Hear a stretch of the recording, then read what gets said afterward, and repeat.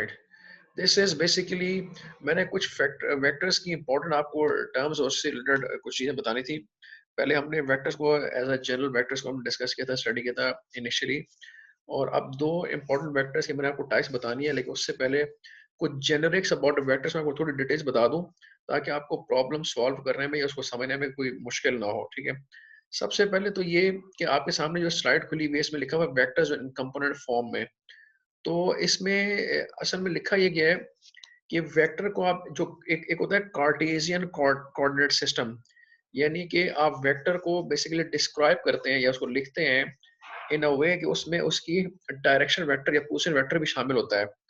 ठीक है, तो इसके अंदर आपको एक फॉर एग्जांपल एक डायग्राम दिखाई गई है यहाँ पे, राइट, यहाँ राइट साइड पे है। तो इस डायग्राम के मुताबिक we have a point for example A here, इसके कुछ वो उसके कोऑर्डिनेट्स हैं like A x A y A z, क्योंकि थ्री डायमेंशनल है, थ्री डी है। तो इसलिए इसके हमारे पास जो जो पॉइंट है ए, उसके जो काइंड ऑफ कोऑर्डिनेट्स हैं, ये पॉइंट हम जैसे लिखते हैं in all three dimension manner में, तो उसमें A x A y A z, यानी कि with respect to all these three dimensions या डायरेक्शंस, उसकी जो रिस्पेक्टिव वैल्यूज होती हैं वो हम इस तरह पॉइंट उसको बना के लिखते हैं इन द पैरेंथेसिस। ये आपको ऑलरेडी पता ही होगा। तो वेक्टर बेसिकली क्या होता है कि अब जैसे इसमें डायरेक्शन लिखी, वेक्टर जो होता है as position vector of point A in 3D in Cartesian coordinate system, उसको हम इस तरह से लिखते हैं। एक वेक्टर है फॉर एग्जांपल ए, जिसका इनिशियल पॉइंट प्रोबेबली ओरिजिन है, ओरिजिन से स्टार्ट हो रहा है, और एक पॉइंट है ए यहाँ पर, इसको हमने आपस में मिला दिया है और हम कह रहे हैं this is a vector, starting point is origin and till the point A. ठीक है, तो इसको हमने कहा एक वेक्टर है, उसको हमने लिखा है ए और ऊपर वेक्टर का निशान लगा है लाइक दिस। और इसमें हमारे पास जिसको हम डिस्क्राइब करते हैं कार्टेशियन कोऑर्डिनेट सिस्टम के अंदर, वो इससे लिखते हैं ए एक्स आई ए वाई और ए जेड के। ठीक है, तो ये एक्चुअली तीन इसके ए एक्स ए वाई ए जेड, तो हमें ये पॉइंट बता रहा है कि ये पॉइंट है एक इस प्लेन थ्री डायमेंशनल प्लेन के ऊपर, और इस प्लेन के ऊपर ये पॉइंट है। और इसके अलावा ये जो आई जे के है, ये बेसिकली ये वो रिस्पेक्टिव डायमेंशंस हैं या कह लें डायरेक्शंस हैं in three D Cartesian coordinate system में। ठीक है, आई जे एन के। तो हम तीनों को with respect to the position vector कह लें आप, हम एक वेक्टर को कंप्लीटली इस तरह से डिस्क्राइब करते हैं कि हम उसका जो रेलेवेंट उसकी जो होती है length in any specific direction, उसको उसकी पोजीशन के साथ लिख रहे होते हैं। Like A x I means होता है कि इन द डायरेक्शन ऑफ आई, जो कि फॉर एग्जांपल यहाँ है, या लेट्स सपोज ये एक्स के ऊपर है, ये आई वेक्टर यहाँ बन रहा है, डायरेक्शन वेक्टर पोजीशन वेक्टर, और उस पे जो उसकी जो लेंथ है फॉर एग्जांपल, जो उसका मैग्नीट्यूड है, सपोज किया वो ए एक्स है। ठीक है, तो ax basically is respective with the i, ठीक है, डायरेक्शन या x के ऊपर जो बनता है। इस तरह a y j और a z के, तो इसको हम इस तरह से भी लिख सकते हैं जैसा आपके सामने लिखा हुआ है इन the form of i j k with position vectors, और हम इसको इस तरह से भी लिखते हैं जैसे आपने इस ऐसा लिखा a x a y a z। ठीक है, यानी कि just the point in this way और समटाइम इन दिस वे। ये बहुत ज्यादा आई मीन प्रोमिनेंट या popular way of describing a point होता है कि आपने इस तरह से पैरेंथेसिस में हॉरिजॉन्टली उनको आपने ए एक्स ए वाई जेड के फॉर्म में लिख दिया। लेकिन इन वेक्टर्स में this is also possible. For example, ये तो एक नोटेशन हो गई किसी भी स्पेसिफिक वेक्टर की, ए इज द वेक्टर है। ठीक है, अब इसमें जो आई जे के है वो कहता है कि वो यूनिट वेक्टर्स होते हैं in x y and z directions, यानी कि एक्स, ये एक्स स्केल है हमारे पास, ये वाई और ये हमारे पास ऊपर जेड डायरेक्शन है, थ्री डी है ना। तो वो उसमें आई जे के जो है वो यूनिट वेक्टर्स होते हैं। यूनिट वेक्टर्स असल में वो वेक्टर्स होते हैं जिनका मैग्नीट्यूड होता है one.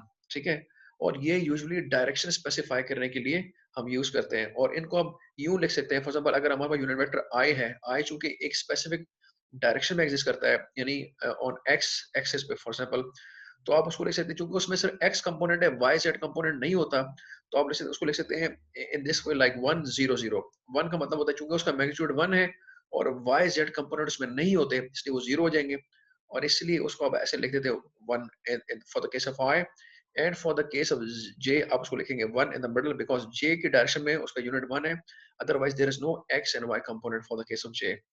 And similarly for the case of y, sorry k, हमारे पास जो एक्स और वाई कंपोनेंट जीरो होंगे और के, तो ये basically this is how you write the unit vectors in the x y and z directions. ठीक है, तो ये आप इसको ऐसे लिख सकते हैं। अच्छा, इसी तरह से आप वेक्टर ए को भी ऐसे लिख सकते हैं जैसे मैंने पहले बताया a x A y A z not, इसमें ज़रा बता के डिपेंड करता है इसमें तीनों कंपोनेंट्स एग्जिस्ट करते हैं या नहीं करते, या इवन नहीं भी करते तो आप जरूर लिखेंगे, अदर जनरली करते हैं तो आप उनकी रिस्पेक्टिव वैल्यूज आप प्लेस कर सकते हैं। यू भी लिख सकते हैं, समटाइम्स यू लिखते हैं आप, या समटाइम्स आप ऐसे लिख सकते हैं ए इज इक्वल टू पॉइंट की फॉर्म में कि एक पॉइंट है तो it will something like this. तो ये बेसिकली पॉइंट को वेक्टर के साथ डिफरेंशिएट करने के लिए इसको थोड़ा सा डिफरेंट किया गया है। यूजुअली आप पॉइंट लिखते हैं कि एक पॉइंट है जिसकी वैल्यू ए एक्स ए वाई ए जेड, तो दिस इज अ पॉइंट, तो ए जो है वो एक पॉइंट है आपको नजर आ रहा है फिगर में, बट ये जो ए है ये बेसिकली एक वेक्टर को रिप्रेजेंट कर रहा है, तो this is a vector, this is not a point. दो को आपने इसके में ए एक्स ए वाई जेड लिखा हुआ है लेकिन लिखने का तरीका डिफरेंट है, ठीक है। तो इससे this is how we differentiate between a point and a vector, okay. इसके बाद हम इस वेक्टर का मैग्नीट्यूड इस तरह से निकाल सकते हैं, ये भी हम आपको पहले मैंने आपको शायद पहले बताया था कि उसके अंदर जितने डायमेंशनल वो है, फॉर एग्जांपल 2 डायमेंशनल है या 3 डायमेंशनल है, तो आप उसको आप मैग्नीट्यूड इस तरह से करते हैं, उसके लिए आप उस वेक्टर के साइड पे यूं वर्टिकल बार्स लगाते हैं, राइट, एंड देन आप स्क्वायर रूट में और हर उस इनमें से कंपोनेंट का स्क्वायर लेके और अब आप ऐड कर देते हैं, तो ये इसे हम कहते हैं मैग्नीट्यूड भी कहलाता है ये, लेंथ भी कह सकते हैं, मॉड्यूलस या नॉर्म, ये तीनों ये तीन चार इसके पॉसिबल नेम्स हैं, लेकिन यूजुअली हम इसको लेंथ मैग्नीट्यूड के नाम से कहते हैं। आपको पता है वेक्टर की जो डेफिनेशन है उसके मुताबिक पता है कि vector something which has magnitude as well as direction, तो मैग्नीट्यूड भी कहते हैं, लेंथ भी कह सकते हैं, डिपेंड्स, ठीक है। तो usually this is how you calculate the magnitude या length of the given vector, तो ये तो आपको पता ही ऑलरेडी। और इसके अलावा फॉर एग्जांपल आपके नीचे एग्जांपल दी हुई कि अगर हमारे पास एक वेक्टर है लेट्स सपोज जिसकी वैल्यू है मे बी समथिंग, ठीक है, तो आप उसको यानी कि एक वेक्टर हमारे पास ए जिसकी वैल्यू है 2 7 एंड -3, इसका मतलब ये हुआ यहाँ से आपको समझ में आ गया कि ये 2 7 -3 किस चीज को रिप्रेजेंट कर रहे हैं, तो ऑफ कोर्स ये ए एक्स ए वाई ए जेड को रिप्रेजेंट कर रहे हैं। तो आप इसको इस तरह से ना ब्रेक करके लाइक दिस आप इसको सिर्फ ब्रेक कर सकते हैं कि ये जो ब्रेकिंग हो रही है ये किस लिए हो रही है, ये इसलिए हो रही है कि आप उसके जो एंटायर जो कंप्लीट वेक्टर है रिप्रेजेंटेशन है उसको आप लिख रहे हैं in the form of this position vectors like i j and k की फॉर्म में स्प्लिट कर रहे हैं आप इसको, ठीक है।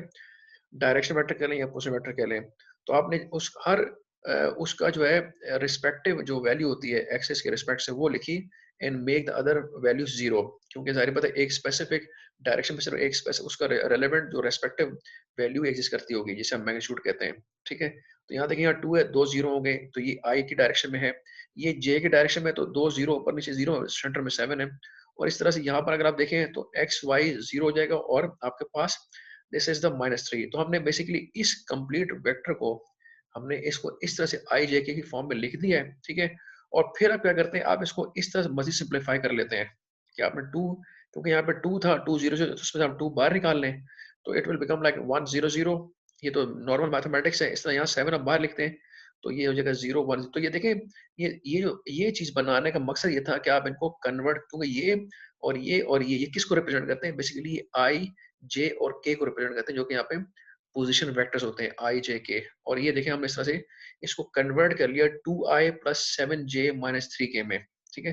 तो initially we had this like this notation vector A की, और उसको हमने eventually in the form of this यानी जिसे हम कार्टेशियन कोऑर्डिनेट सिस्टम कहते हैं उसमें हमने इसको कन्वर्ट किया।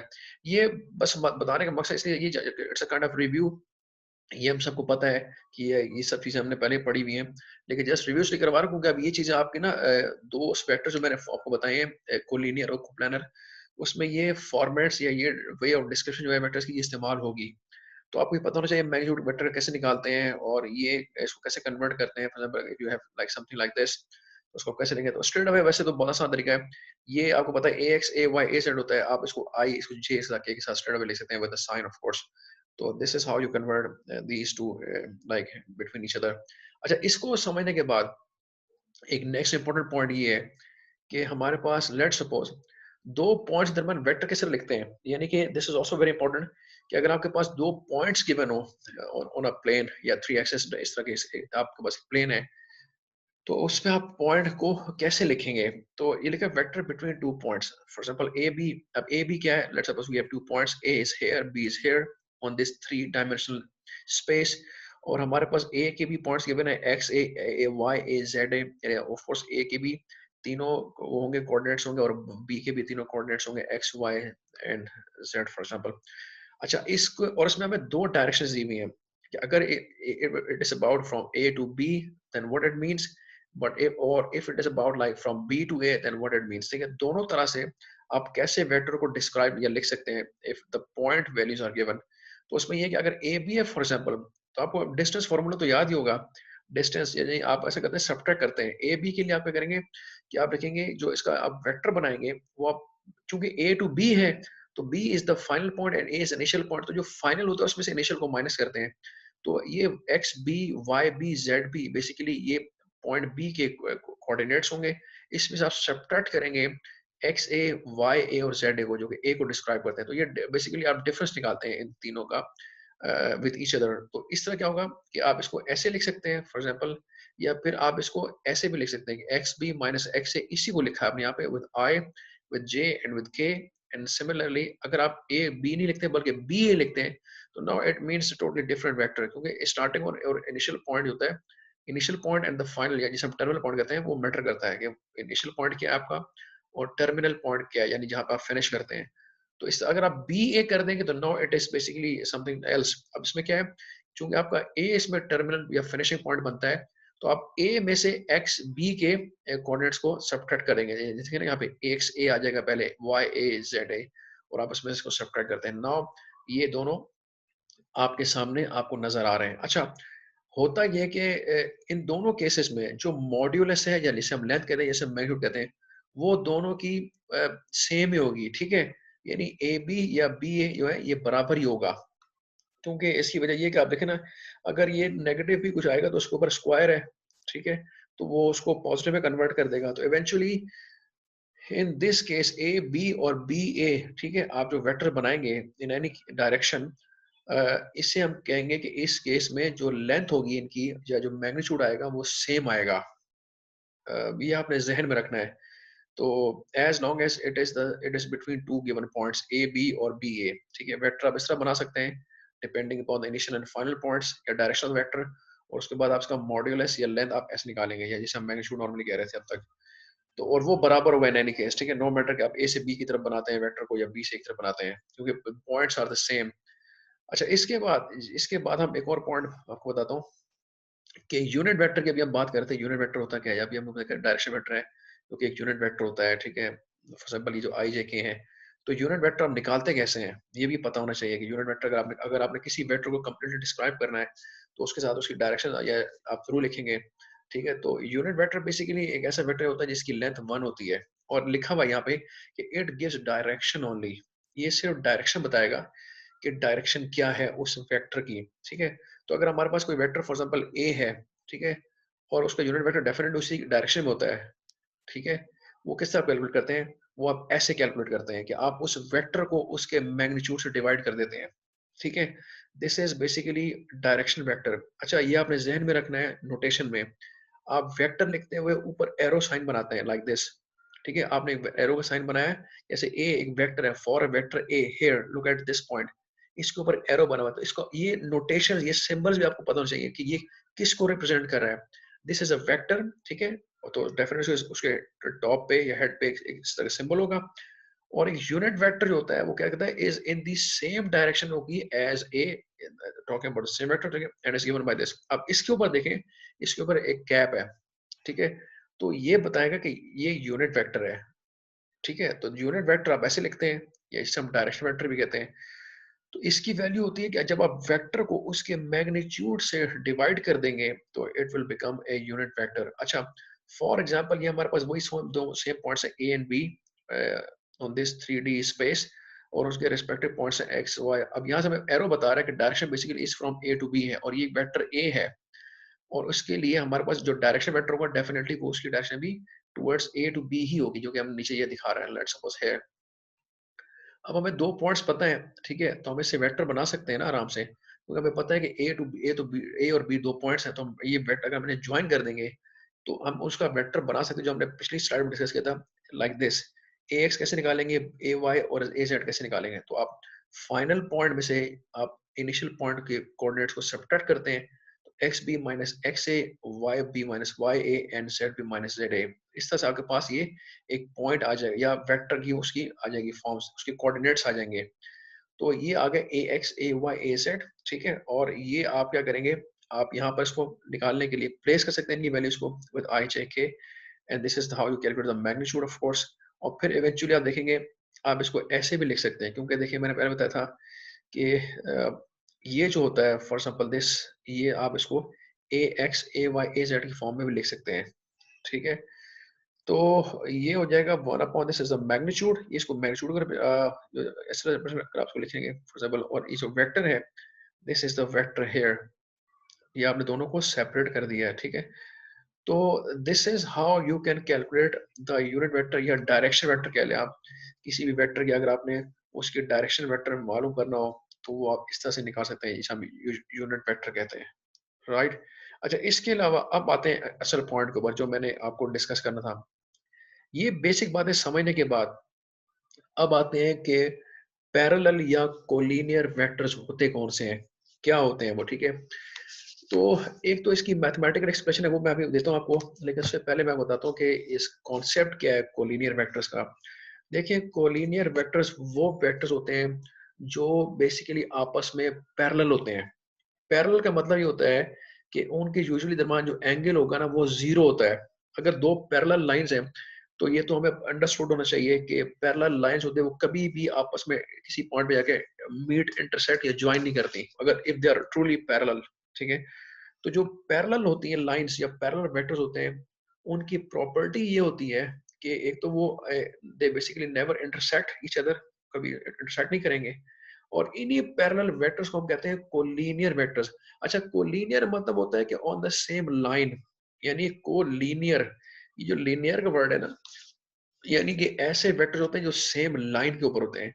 लाइन इसका मतलब होता है कि जैसे अब आपको यहाँ पे एग्जांपल दी हुई है वेक्टर ए बी की, तो अगर आप इन दोनों को देखें, B is the upper vector and A is the lower vector, ये दोनों जो गिवन है, ये दोनों की अगर हम इसको स्टडी करें, तो एक तो पता लग रहा है कि ए और बी वेक्टर आपस में इनका मैग्नीट्यूड सेम नहीं है। वो हमें कैसे पता लगा? We just consider the length of the given vectors. इसकी अगर हमने लेंथ देखें बी की, तो ये it's longer than the A, okay fine. But दूसरी चीज है कि they are in the same direction, direction दोनों की सेम है। चले दे, ये एक इन्फॉर्मेशन थी वेक्टर के पॉइंट ऑफ व्यू से, उसका मैग्नीट्यूड होता है, उसकी डायरेक्शन होती है।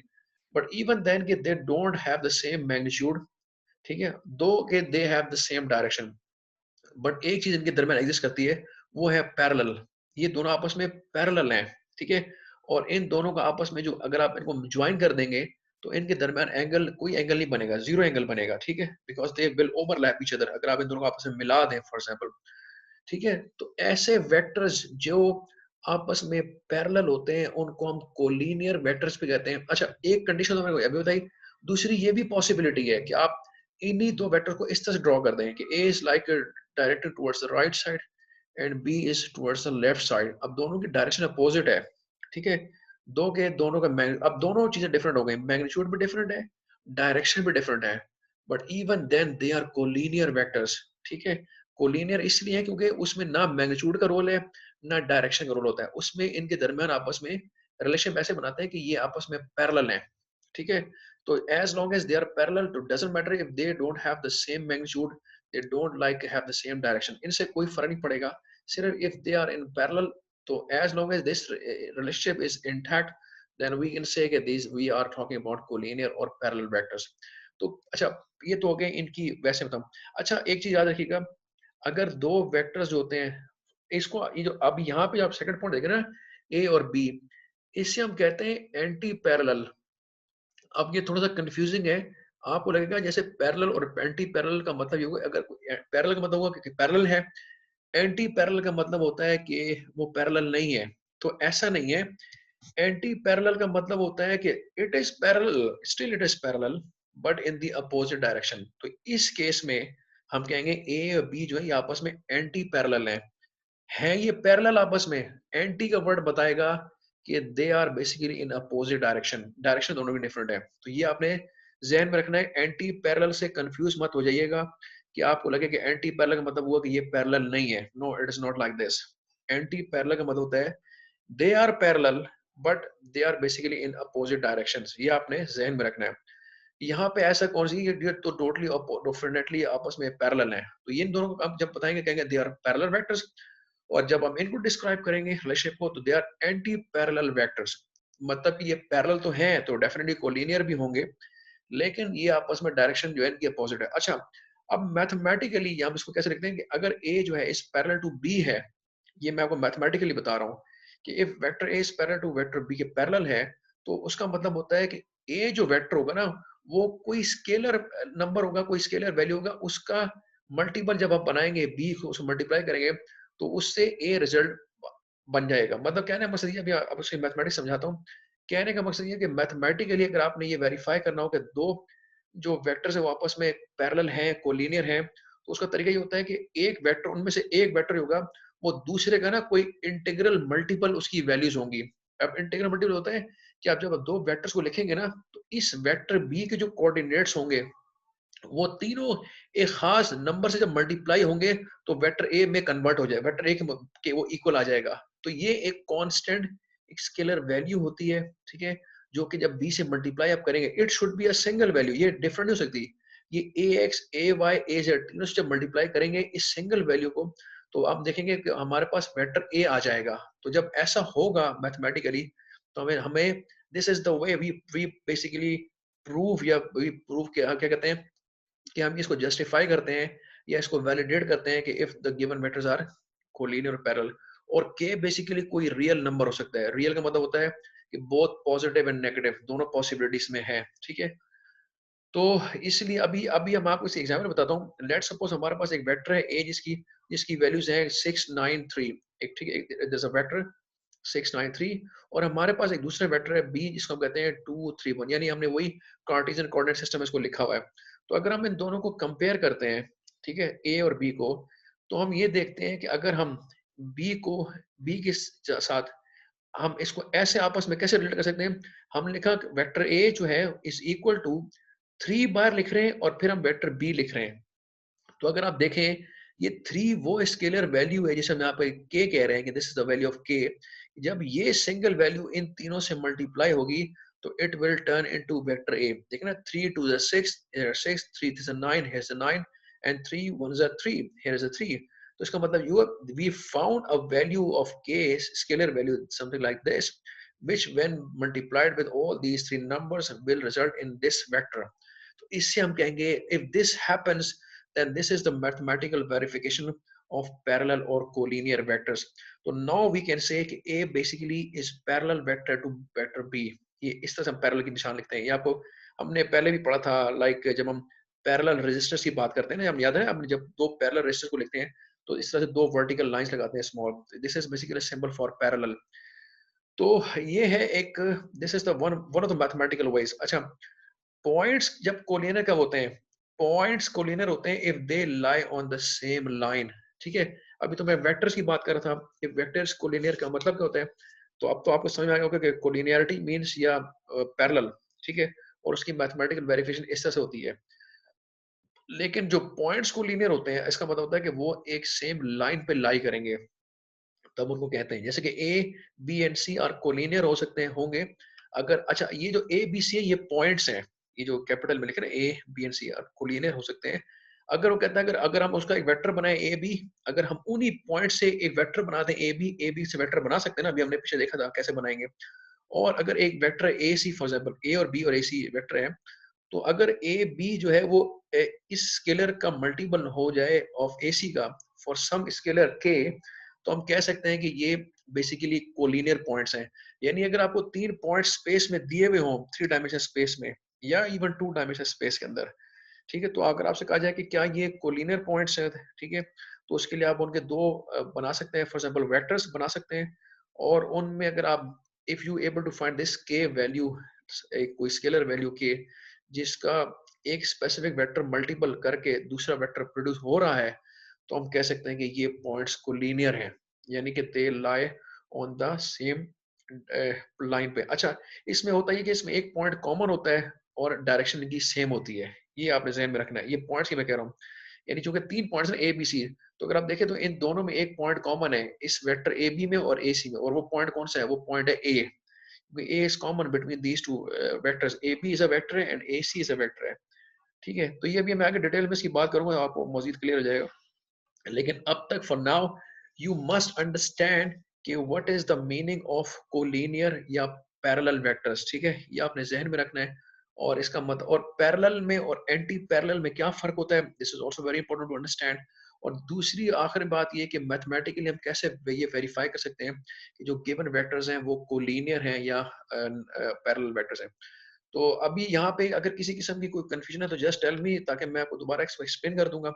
If everything is like clear to you guys, तो देन अब मैं चाह रहा हूँ कि थोड़ा सा हम इसके थोड़ा सा न्यूमेरिकल्स पे जाएंगे, 5-6 इसके मैं न्यूमेरिकल्स आपको प्रैक्टिस करवाऊंगा, जिससे आपको ये मजीद आपके कॉन्फिडेंस लेवल इंप्रूव हो जाएगा कि कोलिनियरिटी होती है ये कैसे वैलिडेट होती है फॉर द गिवन प्रॉब्लम, क्योंकि ये प्रॉब्लम आपको फाइनल में फेस करने पड़ सकते हैं, ठीक है, जो कि मुझे उम्मीद है कि आप फेस करेंगे इसके जो प्रॉब्लम्स होंगे कोलिनियर वेक्टर्स की और कोप्लेनर वेक्टर्स की। जी, if you have any question, तो just tell me. If you don't have any question, तो then we can of course proceed to the problems. जी,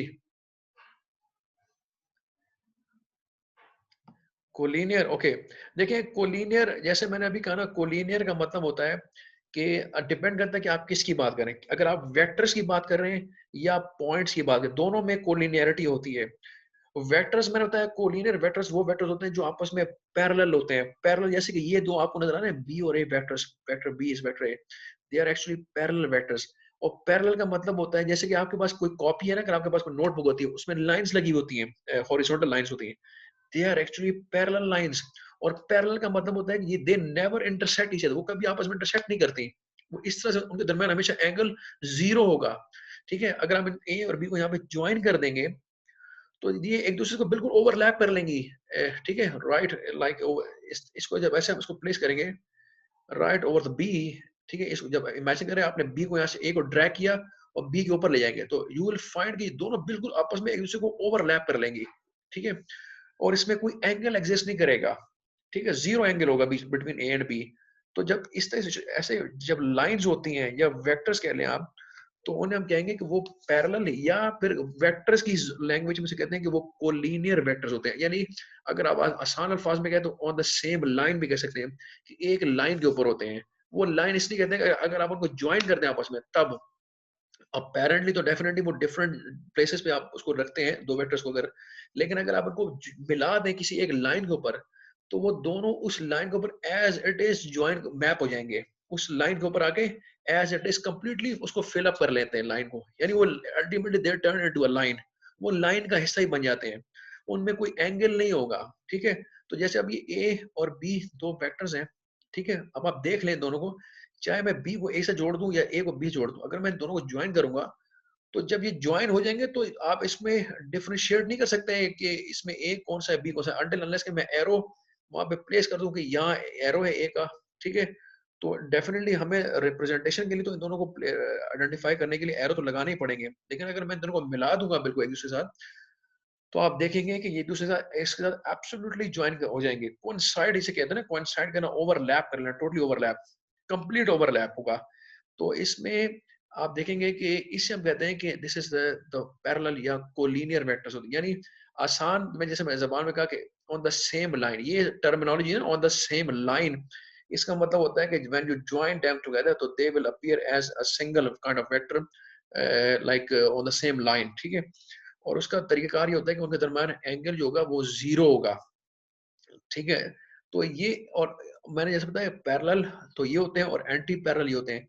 तो कोलिनियरिटी में पैरेलल और एंटी पैरेलल दोनों चलते हैं, ठीक है, क्योंकि एंटी पैरेलल जो होता है वो नॉन पैरेलल नहीं होता, उसका मतलब होता है कि still parallel but opposite in direction, जैसे कि नीचे गिवन सिचुएशन है A and B is here, ठीक है। तो दोनों अभी भी ये दोनों पैरेलल में है लेकिन डायरेक्शन अपोजिट है, ठीक है। A is like towards right side, b is towards left side, दो के दोनों आपस में पैरेलल ही हैं। लेकिन मैंने एक बात कही भी कही, आप ध्यान में रखना है, मैग्नीट्यूड का इससे कोई लेना देना नहीं है, मैग्नीट्यूड से इससे फर्क नहीं पड़ता। कोलिनियरिटी के ऊपर एक्स और y they can be of different magnitude, of course no problem. इसी तरह से डायरेक्शन से फर्क नहीं पड़ता है, ये पैरेलल हो सकते हैं और एंटी पैरेलल दोनों हो सकते हैं, ठीक है, ये भी इससे फर्क नहीं पड़ता। As long as they are basically on the same line तो हम कहेंगे कि ये कोलिनियर है, ठीक है। तो पैरेलल एंटी पैरेलल दोनों ये पॉसिबिलिटी है।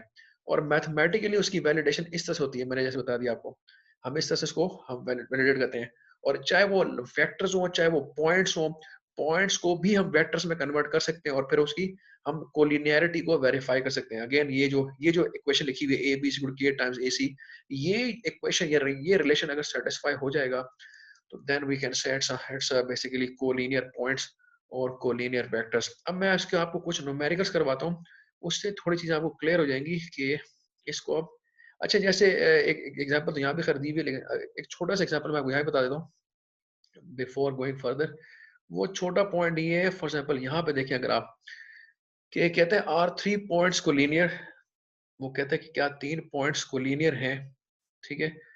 तो अब आप कर क्या सकते हैं कि how how can you check it, ठीक है। पहले कहते हैं फॉर्म कर लें two vectors with these three points. ये फॉर एग्जांपल ये तीन पॉइंट्स हैं, ये जो आपको ब्लैक डॉट्स नजर आ रहे हैं हियर 1 2 एंड 3। तो अगर आपने चेक करना है ये तीन पॉइंट्स को लीनियर हैं, तो इनसे आप पहले ना दो वेक्टर्स बना लें, ठीक है। उसका form two vectors with these three points और they will definitely have one common point. इनमें एक पॉइंट किसी दोनों में कॉमन तो लाजमी होगा, चाहे आप इनको आपस में ज्वाइन कर दें, यूं ज्वाइन कर दें, या इसको यहाँ से ज्वाइन कर दें, या इसको यहाँ से ज्वाइन कर दें। आप जब दो पॉइंट को आपस में ज्वाइन करेंगे किसी तरह से भी, तो आप देखेंगे इन दोनों वेक्टर्स के अंदर एक पॉइंट डेफिनेटली कॉमन आएगा, ठीक है। और ये कहता है check if these two vectors are parallel, ठीक है। अच्छा यहाँ पे देखिएगा, इसने यहाँ पे पॉइंट्स को क्लियर किया, if two vectors have a common point and are parallel और एंटी पैरेलल। देखिए यहाँ ये this is a complete sentence कि अगर दो वेक्टर्स हैं, ठीक है, उनमें अगर कोई पॉइंट कॉमन है, हैव अ कॉमन पॉइंट, जो कि यहाँ से हमें डेफिनेटली एक कॉमन पॉइंट मिलेगा, और वो पैरेलल है या फिर एंटी पैरेलल है, तो इसका मतलब पॉइंट्स आर कोलिनियर हैं। अब ये एक इक्वेशन नीचे दिया हुआ है कि show that P Q and R collinear, ठीक है। तो आपने इन तीनों पॉइंट्स में से क्या किया, दो बना लिए वेक्टर्स, पी आर वेक्टर बना लिया। अब आप वेक्टर बना सकते हैं ना, इसमें से पी और आर को वेक्टर बना लें। और उन्होंने मैंने बताया था कैसे बनाते हैं कि आप एक पॉइंट में से दूसरे पॉइंट को सब्ट्रैक्ट, अगर पी आर है तो आप आर में से पी को सब्ट्रैक्ट करेंगे, तो 5 minus 0 is 5, 1 minus 2 minus 1 and 2 minus 4 minus 2 बन जाएगा। ये देखिए एक वेक्टर बन गया पी आर। इस तरह से क्यू आर बना लें, तो आर में से सब्ट्रैक्ट करेंगे क्यू को, तो 5 minus 10 minus 5, 1 minus 0 1 and 2 minus 0 2, ठीक है। तो ये बन गया। तो अगर आप देखें इन दोनों का, अगर आप स्टडी करेंगे तो आप देखें इन दोनों की वैल्यूज तो सेम ही है, सिर्फ क्या फर्क है, साइन का फर्क है। यहाँ 5 है या -5 है, या -1 है या 1। तो अगर आप देखें तो अगर आप क्यू आर को बनाने के लिए अगर आप पी आर को -1 से मल्टीप्लाई कर देंगे, तो it will become Q R. यानी पी आर क्या है, P R is basically here, this is P R. If you multiply this PR vector with -1, it will become -5, it will become 1, and it will become 2, which is basically this QR. So this -1 basically हमें हमें ये एक k scalar value मिल गई -1 की, जिसको हमने जब PR से मल्टीप्लाई किया तो it gives us QR. So it means कि we eventually found this scalar value -1, तो then it happens to be a collinear points, यानी कि ये तीनों पॉइंट्स आपस में collinear हैं। तो वो क्या कह रहा है कि Q R P R have a common direction है, ठीक है, common direction and a common point, ठीक है। Therefore P Q R are collinear, ये हमारे पास कोलिनियर बन जाएंगे वेक्टर्स, ठीक है, पॉइंट सॉरी। तो ये तो एक आसान तरीका है कि आपने जब भी आपको तीन पॉइंट्स गिवन हो, आप उनको दो वेक्टर्स में कन्वर्ट करें और try to find some scalar value. जरूरी नहीं है कि मिल जाएगी, अगर आपको नहीं मिल रही, if you will not find any kind of relation between them, तो that means they are not collinear। तो इसको जबरदस्ती नहीं है, कोई जरूरी नहीं है वो कोलिनियर हो। अच्छा ये सेशन हमारा टर्मिनेट हो रहा है, हम दोबारा वापस आते हैं, सो यहीं से कंटिन्यू करेंगे। तो just till then you you just focus on this point पे। बेशक अपने पास लिख लें कि पी क्यू और आर ये कोलिनियर है, और आप इसे वेक्टर्स बनाते हैं और इसको ऐसे प्रूव करते हैं, ठीक है। तो Q R and P R, ये दो वेक्टर्स बनाए आपने, 3 पॉइंट्स गिवन जो होते हैं। अभी मैं इससे ज्यादा आपको रेलेवेंट एग्जांपल करवाता हूँ आगे।